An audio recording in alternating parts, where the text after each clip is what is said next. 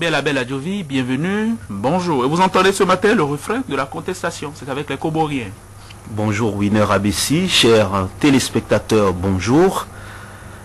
Élection exemplaire.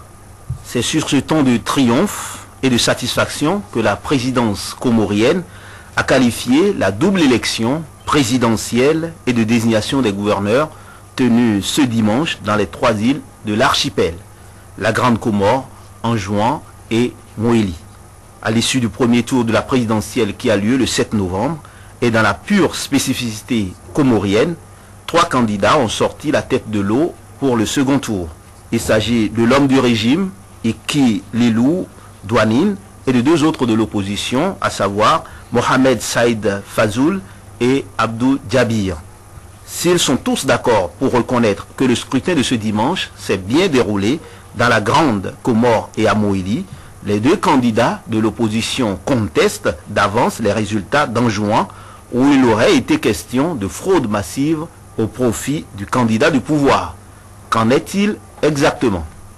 Eh bien, Mohamed Saïd Fazoul et Abdou Djabir accusent le camp présidentiel d'avoir volé des urnes, chassé leurs représentants des bureaux de vote et également bourré les urnes. Sur ce dernier point, ils vont loin en insistant qu'ils ont vu des militaires venus remplir les urnes. Pour eux, la cause est entendue. Le scrutin d'Anjouan est nul et de nul effet. Situation gravissime si l'on se rappelle qu'Anjouan, l'île d'où viennent ces rumeurs de fraude massive, n'est ni plus ni moins que la terre natale du président sortant, Ahmed Abdallah Mohamed Sambi. Naturellement, le pouvoir comorien n'a pas la même lecture des événements. À en croire Mohamed Ali Soualihi, candidat à la vice-présidence, aux côtés d'Ikilulu Douanine, le scrutin s'est déroulé dans un climat serein, un climat normal dans une bataille électorale. Qui dit finalement la vérité? En dehors du rapport des observateurs internationaux que sont l'Union africaine, l'Organisation internationale de la francophonie et la Ligue arabe, toujours attendues, on a eu hier la réaction du Quai d'Orsay, le ministère des Affaires étrangères français. La France parle de nombreuses irrégularités et d'interventions armées, des faits qui semblent, par leur ampleur, de nature à remettre en cause la validité du vote dans un grand nombre de bureaux. Autrement dit, Paris se joint à l'opposition comorienne pour dire qu'il n'y a eu qu'une parodie d'élection sur l'île d'Anjouan. Mon intime conviction, c'est que quelque chose s'est passé d'anormal dans cette région, fief du président sortant. Dans quelle proportion, et cela est-il de nature à rendre caduc le scrutin à Anjouan? Une question subsidiaire, mais qui peut être par endroits préjudicielle.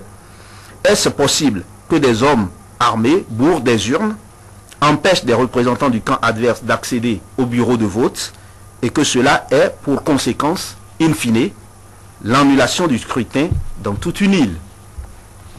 Sans nul doute, la réponse à ces 3 questions permettra de faire toute la lumière sur la réalité des faits. Ce qui est surprenant dans cette affaire, dans cette histoire, c'est que le candidat du camp présidentiel, aujourd'hui pointé du doigt, est archi favori pour cette élection. Pourquoi frauder lorsqu'on est certain de gagner? C'est là le mystère à déchiffrer. À toutes fins utiles, n'oublions pas qu'en vertu du système de présidence tournante instauré par la Constitution de 2001 entre les 3 îles comoriennes, c'est pour la première fois que Moélie prend la présidence de l'Union des Comores, indépendante depuis 1975. C'est dire que tous les candidats, bien évidemment en lice, sont de Moélie. Autant dire qu'actuellement, la petite île retient son souffle en attendant son président.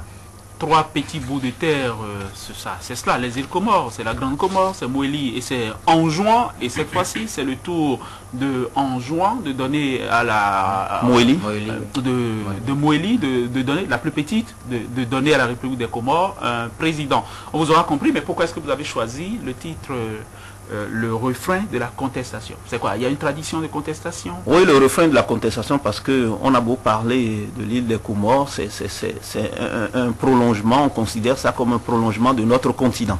Et vous savez bien que les histoires de contestation, ça pleut partout, toutes les fois où il y a élection en Afrique.